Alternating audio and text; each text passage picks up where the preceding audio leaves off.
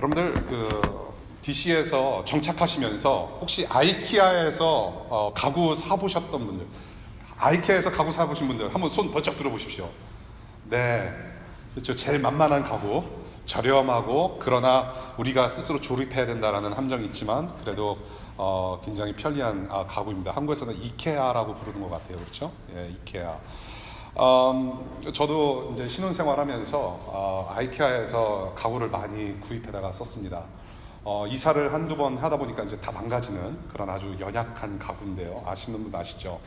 Do it yourself, DIY, 조립식 가구입니다. 이 가구, 조립하기 굉장히 쉬워 보입니다. 예. 그래서 똑같은 가구를 2개 이상을 구입하면은 이 설명서를 안 보고도 쉽게 조립할 수 있는 가구가 바로 아이키아 가구인 것 같아요.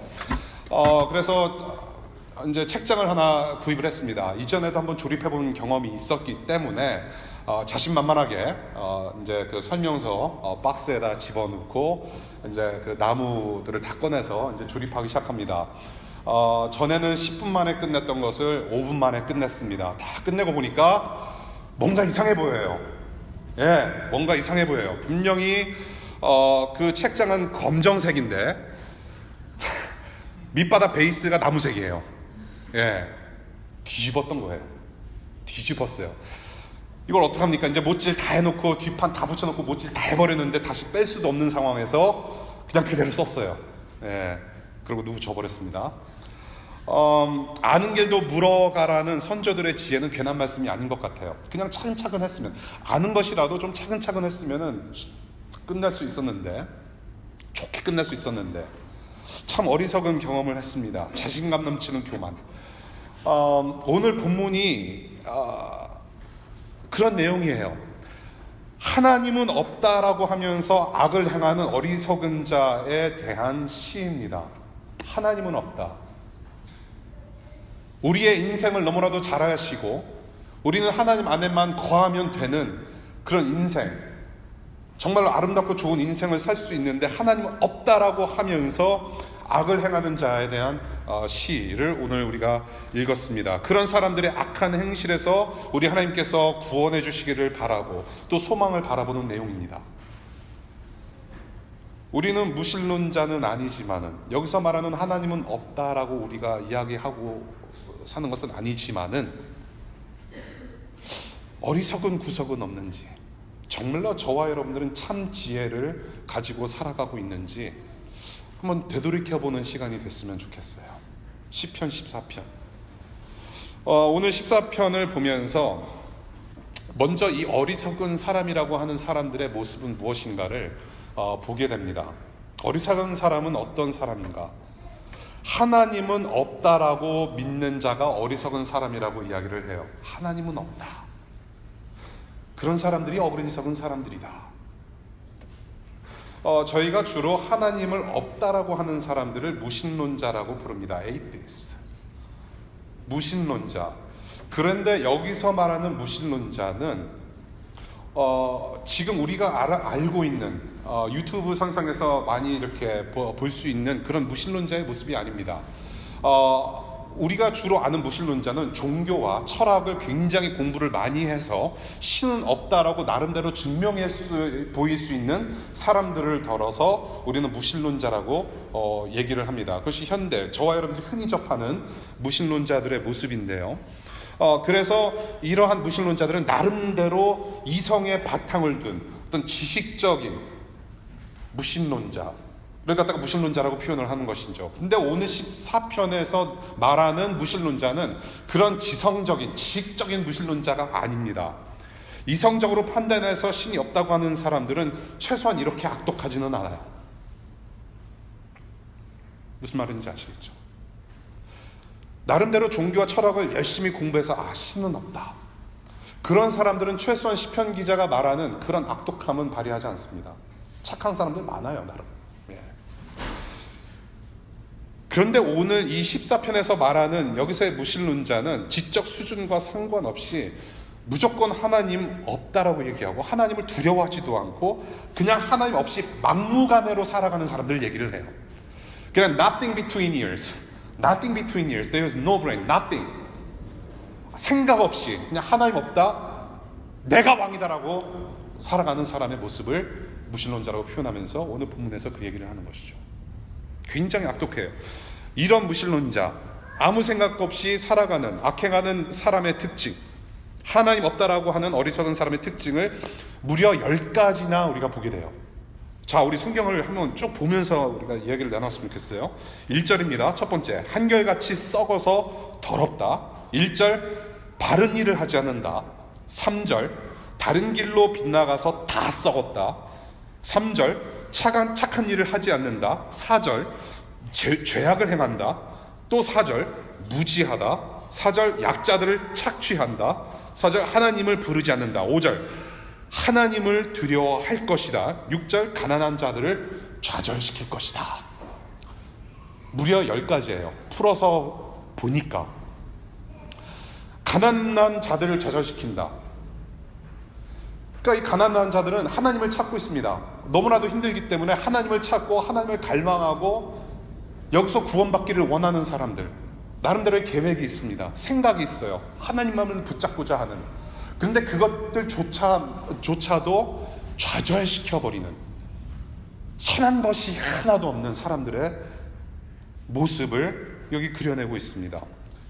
지금 이 시편 기자가 당한 상황은 정확히 어떤 상황인지는 우리가 알 수가 없어요. 그렇지만 한 가지 알 수 있는 것은 무엇이냐, 세상이 이런 사람들로 가득하다 하는 것을 이 시편을 인용한 바울의 글에서 볼 수가 있어요. 우리 성경 가지고 계신 분들 로마서 한번 보겠습니다. 로마서 3장 10절, 11절, 12절입니다. 이 시편이 쓰여지고 나서 먼 후세대 바울이라는 사람이 편지를 썼는데요. 그 편지에 이 시편을 그대로 쿼터입니다. 인용을 해요. 무슨 내용 때문에 인용을 하는지 보면은 우리가 시편의 내용을 조금 더 이해하기가 이해하기 쉽다고 생각합니다. 3장 10절, 11절, 12절 성경에 이렇게 기록되어 있습니다. 의인은 없다. 한 사람도 없다. 깨닫는 사람도 없고 하나님을 찾는 사람도 없다. 모두가 곁길로 빠져서 쓸모가 없게 되었다. 선한 일을 하는 사람은 아무도 없다. 한 사람도 없다. 바울이 이렇게 쓰면서 이 세상에서는 선한 사람이 아무도 없다. 다 싸그리 다 죄인이다. 그 얘기를 하고 있어요. 이 시편 14편을 인용하면서 이 지금 로마서 3장에서 바울이 이야기하는 것은 이거입니다.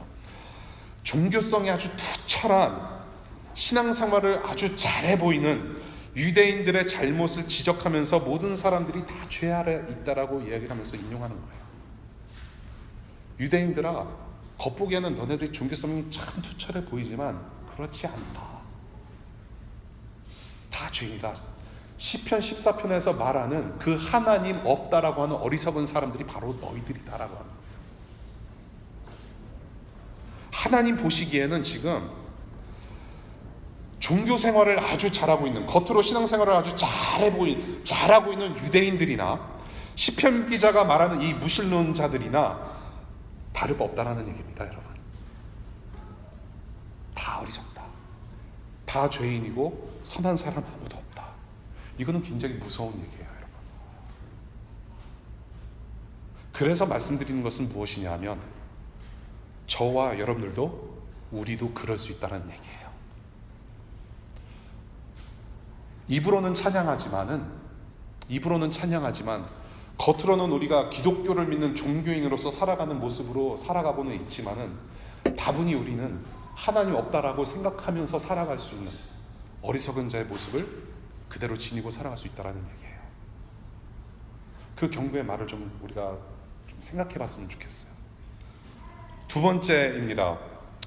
어리석은 사람이 이렇다라고 이야기를 할 뿐만이 아니라 오늘 시편 기자는 하나님은 어떤 분이신지를 말씀을 합니다. 하나님은 어떤 분이신가? 우리 말씀 보겠습니다. 2절, 하늘에서 사람들을 굽어보시는 분. 2절, 지혜 있는 사람 그리고 하나님 찾는 사람이 있는지를 위에서 살펴보시는 분. 5절, 의인의 편에 서시는 분. 6절 가난한 사람들을 보호하시는 분. 7절 구원하시고 기쁨 주시는 분. 그분이 우리 하나님이다라고 소개를 합니다. 여러분들 시편을 우리가 이제 계속 이제 몇 주째 하고 있는데요. 우리가 엊그저께도 얘기했지만 시편 참 어려워요. 예.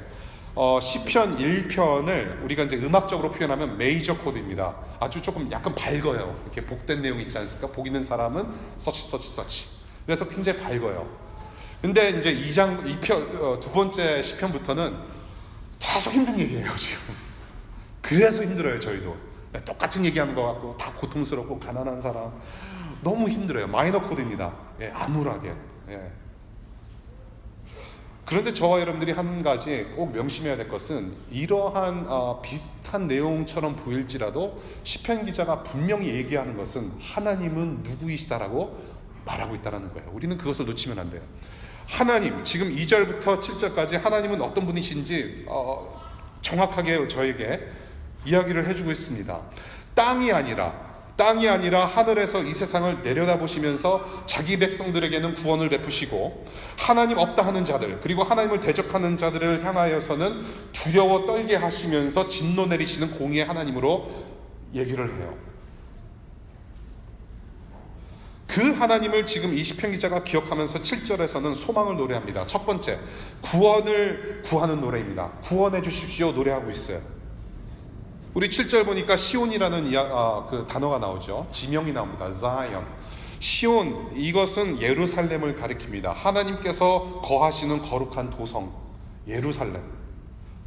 이스라엘 구원이 하나님께 속해 있음을 노래하면서 구원해 주십시오 노래하고 있고요. 두 번째, 구원의 확신을 노래하고 있습니다.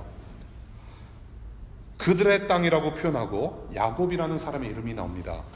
이게 두 가지가 연관이 되어 있는데요. 야곱의 축복이라고 해서 하나님께서 야곱에게 언약 맺으시고 약속 맺으신 그 큰 땅을 이야기합니다. 그 큰 땅으로 이스라엘 백성들을 하나님께서 구원해 내셔서 되돌아오게 하신다. 그리고 그 구원받은 온 백성이 즐거워하면서 하나님께 노래할 것이다라는 확신을 노래하고 있습니다. 사실은 이 지금 시편 기자가 쓰여진 상황은 구원받은 상황이 아니에요. 그런데 이미 구원받은 것처럼 하나님의 약속은 이미 결과이기 때문에 이미 구원받은 사람처럼 확신을 노래하고 있습니다. 이 시가 쓰여지고 나서 후세대 사람들이, 이스라엘 민족들이 그 바벨론이라는 그런 강대국의 포로 생활로 들어가게 됩니다. 그래서 제가 이 시편을 시작할 때 여러분들께 잠깐 소개시켜 드렸죠. 찬송시로도 많이 불리었다. 유대인들이, 후세대들이 특별히 포로기에 이 찬송시를 부르면서 하나님을 갈망했다. 이 시가 쓰여진 뒤 오랜 시간 후에 이스라엘 백성이 그렇게 포로되었을 때 이 노래를 어떤 심정으로 불렀을는지 짐작이 가요. 우리 선조 야곱에게 약속하신 그 땅으로 우리 하나님께서 우리를 다시 회복시켜 주시고 인도해 내실 거다. 그러면서 이 처절한 노래를 부르면서 그 하나님을 기다렸을 것 같아요. 메시아를 기다린 거죠. 그러고 나서 예수께서 메시아로 오신 다음에 우리가 신학적으로 구약성경과 신약성경을 우리가 신학적으로 쭉 통합해서 봤을 때 여기서 말하는 그들의 땅, 여기서 말하는 야곱의 땅, 여기서 말하는 하나님 나라 백성의 땅은 곧 우리가 우리가 거할 하나님 나라를 가리키는 것이죠. 하나님 나라. 우리는 하나님 나라로 들어갈 것이다. 이 미국 땅에서 지금 F비자, H비자, 그 다음에 영주권 시민권자로 우리는 여기를 살아가고 있지만은 앞으로 우리가 하나님의 보좌 앞에 섰을 때는 하나님의 시민권자로서 영원히 살게 될 그런 하나님 나라를 가리키는 거예요. 우리는 그렇게 인도함을 받을 것이다. 그렇게 구원받을 것이다. 그래서 오늘 시편 14편을 그렇게 종합해 보면서 하나님 없이 살아가는 자들이 누릴 수 없는 복, 오직 그분의 백성들만이 누릴 수 있는 복, 그 희망의 시를 우리가 한편 봤다라는 것입니다. 어리석은 자가 누구이며 또 하나님은 누구이시고 우리에게는 소망이 있다. 그런데요, 오늘 참 재미난 이야기가 있어요. 이 본문에서 우리 14편 다시 보겠습니다. 14편에서 지금 14편 1절 어리석은 사람은 마음속으로 하나님이 없다 하는구나. 이 어리석은 사람이라고 하는 단어를 히브리어 원어로 나발이라고 부릅니다. 나발. 네, 나발인데요. 나발하면 생각나는 이야기가 있습니다. 혹시 구약 성경을 좀 이렇게 많이 들어보신 분들, 사무엘상 25장에 나발이라는 사람의 이야기가 있어요. 나발. 우리 사무엘상 25장 한번 보겠습니다. 사무엘상 25장. 사무엘상 25장 펼쳐 보시고요. 1절부터 사무엘이 죽었다라고 하면서 이제 스토리가 이제 전개가 됩니다. 이 지금 사무엘상 25장은 사울에게 쫓겨다니는 다윗의 이야기입니다. 그런데 이 25장에 등장인물들이 여럿이 나오는데요. 그 중에 한 명이 나발이라고 하는 사람이에요. 나발. 예. 그리고 아비가일이라고 하는 나발의 아내가 등장합니다. 교묘하게도요, 이 시편, 오늘 본문인 시편 14편하고 지금 제가 지금 보고 있는 사무엘상 25장은 교묘하게 복선을 이루어요. 교묘하게. 근데 많은 신학자들이 이야기를 하고 있잖아요. 이 시편 14편을 이제 해설을 하면서 이 사무엘상 25장의 내용이 바로 시편 14편의 내용이다라고 이야기하고 있지는 않아요. 그러니까 그들 나름대로 어떤 정통적으로 역사적으로 불분명한 거예요. 근데 아무리 생각해봐도 복선이 흘러요. 내용이 유사해요. 시편 14편의 내용하고 사무엘상 나발의 이야기, 다윗의 이야기, 사무엘상 25장의 이야기가 복선을 이뤄요. 우리 사무엘상 25장 3절 읽겠습니다. 그 사람의 이름은 나발이며, 그러니까 나발의 이름의 뜻은 어리석은 자예요. 어리석은 자. 그 아내의 이름은 아비가일이었다. 이 여인은 이해심도 많고 용모도 아름다웠으나 그 남편 나발은 고집이 세고 행실이 포악하였다. 그는 갈렙 족속이었다. 예. 이 시편 14편의 그 어리석은 사람의 특징과 모습을 지금 3절 안에 그 나발이라고 하는 남편, 아비갈의 남편을 그대로 이렇게 묘사를 하고 있어요. 딱 한 센텐스로. 예. 등장인물 3명. 다윗, 왕이 될 사람. 두 번째 등장인물 나발, 어리석은 자. 세 번째 등장인물 넘버 3, 아비가일, 나발의 아내. 근데 다윗이 사울, 이제 좀 서머라이즈를 하자면요, 다윗이 사울에게 쫓겨다니면서 자기 청년들, 자기 사람들하고 쫓겨다니면서 이 나발 그 가족에게 먹을 것들을 달라고 요청을 합니다. 그런데 나발이, 이렇게 포악한 사람이 그래요, 들어오십시오, 우리 같이 밥 먹읍시다 하면서 상처를 줬겠습니까? 아니죠. 내쫓습니다. 그 난리를 치는 모습이 바로 10절과 11절이에요. 우리 한번 볼까요? 드디어 나발이 다윗의 젊은이들에게 대답하였다. 도대체 다윗이란 자가 누구며 이새의 아들이 누구냐? 요즘은 종들이 모두 저마다 주인에게서 뛰쳐나가는 세상이 되었다. 그런데 내가 어찌 빵이나 물이나 양털 깎는 일꾼들에게 주려고 잡은 짐승의 고기를 가져다가 어디서 왔는지 모르는 자들에게 주겠느냐? 나그네들을 너희들 난 모르겠다. 난민이 되었던지 불체자가 되었던지 멕시코에서 왔던지 예멘에서 왔던지 I don't know you. 내 아까운 음식 너희들한테 절대로 줄 수 없다라고 얘기를 해요. 그랬더니 이 다윗이 한 말이 너무나도 멋있어요.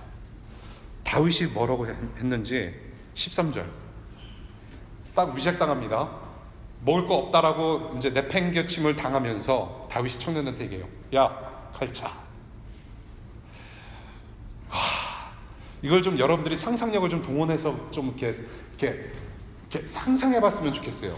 그러니까 장동건이나 그런 거 있잖아요. 왜 공유가 이렇게 옛날 이렇게 군복을 입고, 그렇죠? 이 갑옷과 투구를 딱 하고서 밥을 안 준다는 거예요. 예. 그러면서 청년한테 딱 가서 얘들아 칼차. 그거예요. 저만 상상이 갑니까? 예. 칼차래요. 뭡니까? 싹쓸이 하겠다는 겁니다. 그런데 지금 큰일 날 상황을 이 나발의 아내 아비가일이 보면서 지혜를 발휘해서 다윗을 말려요. 그래서 살게 됩니다. 정말로 지혜의 여인이에요. 지금 그런 와중인데 지금 나발은 지금 무슨 일을 하고 있는가? 36절 볼게요. 25장 36절. 이 나발의 지금 모습을 보십시오. 지금 자기 목숨이 왔다 갔다 하는 상황에서 지금 자기 아내는 다윗에게 지금 막 살려달라고 지금 그러고 있는데, 나발 보십시오. 아비가일이 나발에게 돌아와 보니 그는 자기 집에서 왕이나 차릴 만큼, 왕이나 차릴 만한 술잔치를 베풀고 취할 대로 취하여서 흥겨운 기분이 되었다. 그래서 아비가일은 다음날 아침이 밝을 때까지 큰 일이든 작은 일이든 나발에게 아무 말도 하지 않았다. 왕처럼 진수성찬 차리고 자기는 지금 파티를 하고 있어요. 자기 목숨이 지금 어떻게 될지도 모르는 상황에서 왕처럼. 그러고 나서 이제 나중에 나발이 이 모든 이야기를 얘기를 해요. 나발은 어떻게 됩니까? 죽습니다. 이 어리석은 사람은 죽어요. 죽고 나서 이 아름다운 여인, 나발의 여자였던 이 아비가일은 잠시 후에 다윗의 아내가 되고요. 이 다윗이라는 사람은 잠시 후에 이스라엘의 제2대 왕이 됩니다. 이 나발이라고 하는 사람의 최후가 이렇습니다. 이름값을 제대로 한 사람의 모습을 여기서 보게 돼요. 어리석은 자, 어리석게 살다가 죽었습니다. 하나님도 모르고 굶주리고 있는 약한 자들을 무시했고, 그렇게 살다가 어리석은 자의 최후를 이 사무엘상 25장에서 봐요. 그 사람의 이름은 나발이었고 시편 14편에서 그 나발이라고 하는 어리석은 자를 묘사를 하고 있어요. 저는 이 두 개 본문에서 종합해서 두 가지 권면을 드리려고 합니다. 첫 번째 권면, 하나님께서 왕이심을 인정하는 지혜로운 사람들 되시기를 간절히 축복합니다. 오늘 본문 시편 14편, 또한 복선이 흐르고 있는 사무엘상 25장, 오늘 본문, 이 모든 내용 가운데 저와 여러분들에게 던지시는 질문이 무슨 질문이냐 하면 누가 왕이냐는 질문이에요. Who is your king? Who is your Lord? 어리석은 자는 하나님이 없다라고 하면서 이웃을 괴롭혀요. 왜? 내가 왕이기 때문에. 하나님이 없다라고 하는 것은 결국에는 내가 왕인 거예요. 내 마음대로 살겠다. 내 정욕대로, 내 소욕대로, 그냥 내 생각대로 살겠다. 하나님은 우리를 지으실 때 종교성 있는 사람들로 지으셨어요. 왜? 하나님만 바라보게 하게 하시려고. 우리는 피조물들이라서 창조주를 섬기는 자들로서 우리는 지으심을 받았어요. 그런데 하나님을 떠나서, 우리가 의지해야 할 하나님을 떠나서 다른 우상들을 섬깁니다. 내 자신을 섬기고 우상을 만들어서 섬겨요. 저와 여러분들은 종교성이 굉장히 많은 사람들이에요. 인간들이 다 그렇습니다. 내가 우상을 만들어서 섬기지 않을지라도 우리는 누군가를 섬기게 돼 있어요. 그 바로 섬김의 대상이 누구냐? 그 우상, 내가 될 수 있다는 얘기예요. 내가 나를 믿는 사람입니다. 내가 왕이라고 여기기 때문에 다른 사람들을 괴롭히고 왕처럼 진수성찬을 차려서 나만 먹는 거예요. 반대로 하나님을 찾는 자는 지혜로운 사람이라고 표현을 해요. 하나님을 하나님으로 인정하고 하나님을 왕으로 모시고 바라보는 그런 지혜로운 사람, 그런 지혜로운 사람인가 저와 여러분들에게 오늘 던지시는 질문, 누가 왕이냐? 여러분들은 지혜롭습니까? 여러분들, 아담과 하와가 어떻게 타락해서 쫓겨납니까? 아담과 하와. 에덴 동산의 왕이신 창조주 하나님의 말씀을 단칼에 거역하고 불순종함으로 자기들이 왕이 되는 죄를 저질렀어요. 따먹지 말라고 하는 그 말씀에 불순종했다는 의미는, 그것을 따르지 않았다는 것은 하나님, 이제는 당신이 왕이 아니고 내가 왕이다. 그냥 내가 따먹을 것이다. 내가 왕이고 내가 decision maker고 I am everything. 그렇게 해서 죄가 들어왔습니다. 그러고 나서 인류 역사의 비극은 여기서 시작이 돼요. 자, 아담과 하와의 아들들이 누구였습니까? 누구예요? 가인과 아벨. 이 가인과 아벨 어떻게 됩니까? 인류 최초 살인 사건이 이 둘 사이에서 일어나요. 누가 누구를 죽입니까? 형이 동생을 죽여요. 그냥 이것은 단순한 살인 사건이 아니라 이것조차도 누가 왕이냐는 질문을 던져요. 지금 칼자루를 쥐고 있고 내가 갑이니 내가 너를 죽일 수 있다. 내가 왕이라는 거예요. 자기 친동생 앞에서 내가 왕인 거예요. 하나님의 형상대로 지음받은 사람을 내가 죽였다라는 것은 권력을 휘둘릴 수 있는 내가 왕이라는 거예요. 콩가루 집안의 역사, 이것이 바로 인류의 역사입니다. 여러분, 이 인류의 역사는 지금 이 순간부터 저 순간부터 바뀌질 않아요. 지금도 여전히 이 인류 역사, 그러한 역사 가운데 저와 여러분들은 살아가고 있어요. 파국의 현장입니다. 내가 왕이 되고 우상을 왕처럼 떠받드는 사람, 주인의 본성에 충실한 사람들, 모두가 죄인이고 선한 사람 아무도 없다. 이 세상의 모습입니다. 그러한 파국의 현장에 우리 예수께서 오셨어요. 왕이신 하나님의 이름이 거룩히 여김을 받으시기 위해서, 그 하나님 나라의 회복을 위해서 예수께서 일방적으로 이 땅을 찾아와 오셨어요. 이 파국의 현장, 영원히 멸망할 수밖에 없는 이 현장 속에 예수께서 들어와 주셨어요. 침투하셨어요. 이 정말로 하나님의 나라가 아닌 이 나라들, 이 세상, 하나님의 이름이 거룩히 여김을 받으셔야 하는데 하나님의 이름이 우습게 여김을 받으시는 이 세상을 향하여서 하나님께서 하나님의 자기의 아들, 독생자 아들 예수 그리스도를 일방적으로 내어 보내주셨어요. 이 예수 그리스도, 이 세상의 죄를 한 몸에 다 뒤집어 쓰시고 저와 여러분들을 다시금 하나님 나라 백성으로 회복시키기 위해서 구원 베푸신 예수 그리스도, 이 예수 그리스도의 중요한 타이틀이 있습니다. 이 예수 그리스도는 우리에게 어떤 모습으로 오셨는가? 우리 마태복음 1장 1절 보겠습니다. 마태복음 1장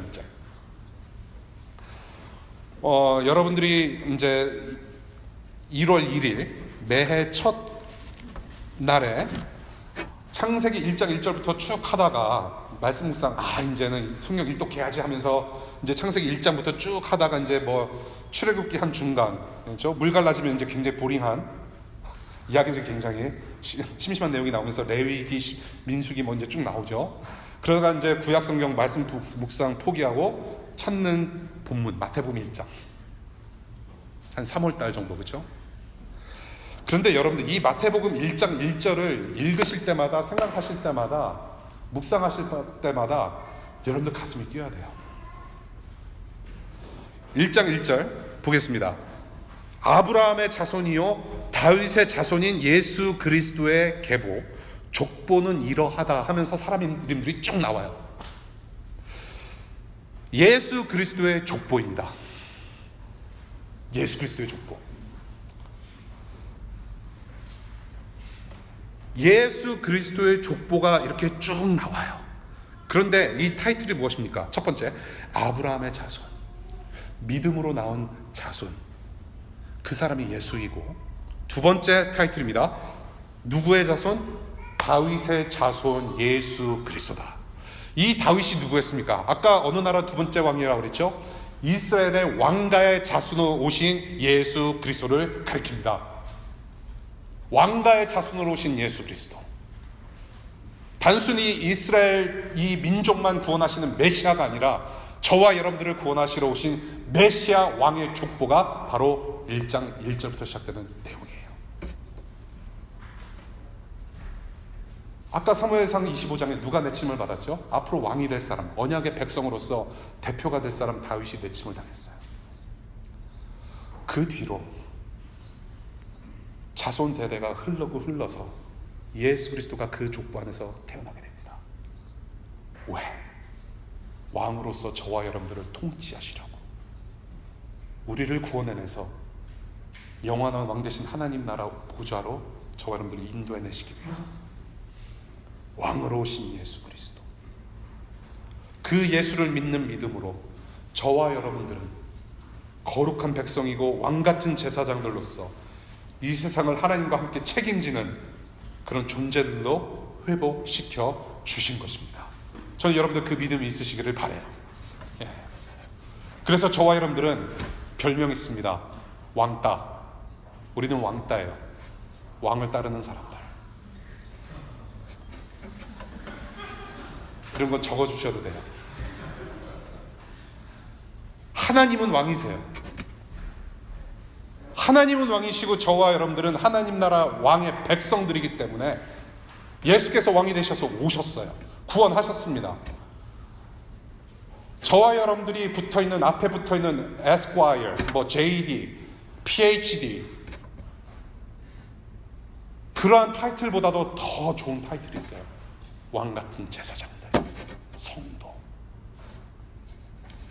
그래서 하나님은 왕이십니다. 이것은 저와 여러분들이 평생 지니고 살아야 될 인생의 철칙입니다. 그렇게 생각이 안 될지라도, 그런 상황에 처해 있지 않을지라도 하나님은 왕이십니다. 하나님은 왕이십니다. 이 하나님을 아는 것을 구약 성경에는 지식의 근본이라고 표현하고 있고, 하나님을 아는 것을 예수께서는 신약에서 영생이라고 표현하고 있습니다. 창조주 하나님을 하나님으로 인정하면서 살아가는 삶 자체가 지혜로운 삶이고, 거기에 구원이 있고 영생이 있습니다. 하나님을 왕으로 모시는 자녀들, 백성들 되시기를 축복합니다. 두 번째, 왕같은 제사장으로서 섬기는 지혜로운 사람들 되시기를 바랍니다. 우리는 왕의 자녀이기 때문에 그 에덴 동산에서 하나님께서 처음으로 우리 인간들에게 부여하셨던 청지기의 역할, 왕같은 제사장의 역할, 하나님과 함께 이 세상을 선으로 통치하는 그 역할을 우리는 회복받고 그렇게 우리는 살아가야 합니다. 왕같은 제사장으로서 헤세드 사랑의 정신으로 세상을 섬기며 하나님 나라를 가꾸어가는 그런 거룩한 사명을 저와 여러분들이 부여받았어요. 우리 이웃의 약자들을 돌보는 하나님 나라 백성들 되시기를 바라요. 이 섬김이라는 것은 뭔가 다른 프로그램이 아니에요. 교회 안에서 이런 봉사의 프로그램이 있구나 해서 그것만 하는 것이 아닙니다. 아까도 말씀드렸지만 여러분들의 전공, 여러분들이 지금 직장 생활하는 그 모든 시간들, 업무 자체, 연구원에서 연구하는 모든 것들, 여러분들의 공부 자체가 섬김이 될 수 있어요. 네. 우리가 하나님 백성으로, 우리가 이 하나님을 믿는다고 하면서 도와주고자 하는 마음과 손길이 필요한 이웃들을 돌보지 않는다는 것은 우리의 직무유기입니다. 우리가 대통령이 하루하루 맨날 우리가 무슨 일을 하는지 우리가 어떻게 알 수 있을까요? 잘 알지 못해요. 그냥 TV나 지상에서 보는 대통령의 모습만 우리는 볼 뿐이에요. 그런데 여러분, 대통령이 자기 일을 제대로 하지 않고 집무실에 출근하지 않으면 어떻게 되었는지 우리는 똑똑히 역사의 현장을 우리는 봤습니다. 저와 여러분들은 직무유기를 하고 있는 사람들이 아닌지 되돌이켜볼 문제라는 겁니다. 신앙생활이라고 하는 것은 내가 하나님의 말씀을 읽고 기도하고 정말로 하나님 사랑에 감사합니다, 거기서 끝나는 것이 신앙생활의 끝이 아니에요. 저와 여러분들이 그 하나님의 사랑으로 예수 그리스도의 복음으로 변화돼서 섬기는 자들로 부르심을 받았는데 그 섬김의 역할을 다하지 않으면 신앙생활을 한다라고 우리는 할 수 없다라는 얘기입니다. 여러분, 예수 닮기를 포기한 죄를 범하는 거예요. 예수 그리스도는 저와 여러분들을 위해서 섬김의 삶을 사셨고 그러한 삶을 복음서를 통해서 우리에게 보여주셨고 그렇게 살으라라고 십자가를 지고 너희들은 십자가의 길을 걸어가라고 말씀을 하셨어요. 섬김의 삶을 살아라. 여러분들, 죄라는 것은 두 가지가 있습니다. 죄의 종류는 두 가지가 있어요. Sins of commission이 있고 Sins of omission이 있어요. 저와 여러분들이 흔히 알기로는 내가 잘못을 저질렀기 때문에 I committed such sins 라고 우리는 생각하기 때문에 내가 무언가를 악행을 했기 때문에 죄를 졌다라고 우리는 흔히 그렇게 알고 있어요. 그것을 죄라고 표현합니다. 맞습니다. 하나님께서 하지 말라고 하는 것을 함으로 해서 우리는 죄를 저질러요. 동시에 sins of omission, 오밋됐다. 무엇이냐? 하나님께서 하라고 하는 것을 하지 않는 것, 그것도 죄라는 얘기예요. 하나님을 사랑해라, 이웃을 사랑하라, 분명히 우리 예수 그리스도께서 십계명을 두 가지의 계명으로 다시 리뉴해 주셨어요. 하나님을 사랑해라, 이웃을 사랑해라, 섬겨라. 네가 너를 사랑하는 것처럼 이웃을 사랑해라. 그런데 내가 그 섬김을 하지 않으면 그 죄라는 얘기예요. 하나님 나라 백성들로서 이 세상을 섬김과 사랑으로 가꾸어 가시면서 하나님 나라 이루어 가시는 여러분들 되시기를 바랍니다. 여러분들 이력서 한 줄 쓸어 왔습니다. DC에 여기서 디그리를 마치고 학위 마치고 직장 생활하면서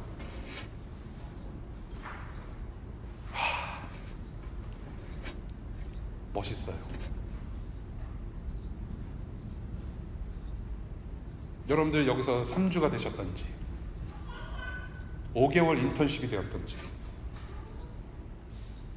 2년짜리 마스터를 끝내고 가시든지 3년짜리 JD를 끝내셨든지 여기서 바이브슨 패스에서 에스콰이어라는 타이틀이 붙었던지 여러분들의 레주메에 이력서에 한 줄 딱 들어가요.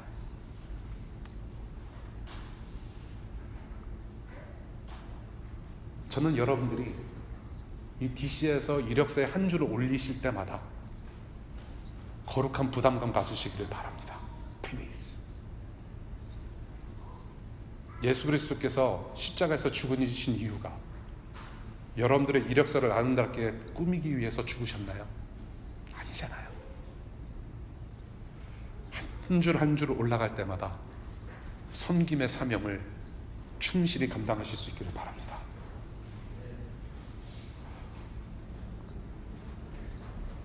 그렇지 않으면 이미 저와 여러분들이 오늘 본문대로 경고받은 대로 우리는 어리석은 자처럼 나발처럼 그렇게 살다 갈 수 있습니다. 우리도 하나님 믿고 그 하나님의 존재를 인정한다고 하지만 다분히 무신난 자처럼 살 수 있음을 우리는 명심해야 돼요. 세상에서의 왕따가 났습니다. 하나님 없다 얘기하지 마시고 하나님 없는 사람들처럼 그렇게 살지 마시기를 바랍니다. 우리는 세상에서 왕따가 되는 것이 가장 좋습니다. 저는 오늘 본문 준비하면서 회개했습니다. 내가 홍나발이구나. 한 여자의 남편이 돼서 아내를 제대로 섬기지 못하는 그런 모습들이 그 필름의 파노라마처럼 쫙 흘러가요.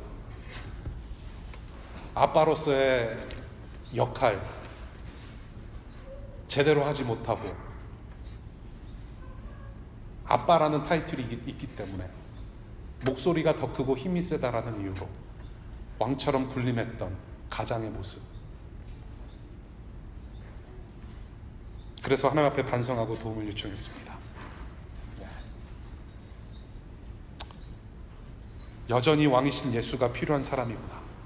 나는 여전히 깎여야 되고 부서져야 되는 사람이구나. 주님 오시는 그날까지 정말로 거룩하게 변화받아야 하는 사람이 그 홍나발이 바로 여기에 있구나. 저와 여러분들 왕의 백성들로서 가깝고 먼 이웃 섬기는 하나님을 왕으로 모시고 섬길 줄 아는 그런 지혜로운 사람들 되시기를 간절히 축복합니다. 기도하겠습니다.